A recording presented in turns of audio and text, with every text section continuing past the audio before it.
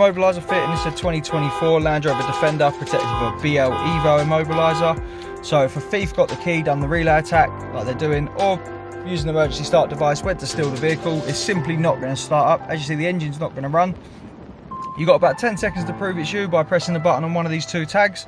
If not, the horn and the hazards are going to go off, drawing loads of attention to the vehicle. We'll simply silence it by just pressing the tag. But obviously, if the thief attacked the vehicle, that would keep going off for a given time. With it being you, all you've got to do, get in the vehicle, press the button, receive the flash, and start.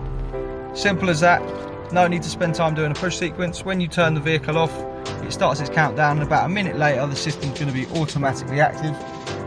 You don't need to do anything or worry about it. This is the BL-EVO. This system comes with two Bluetooth tags on the keys where you simply press a button to start. If not, as you've seen, the horn and hazards go off, meaning the thief doesn't have time to take the vehicle apart. We're Immobiliser Fit. Our number's 0208 212 7393, and this is a 2024 LandRover Defender. Thanks for watching.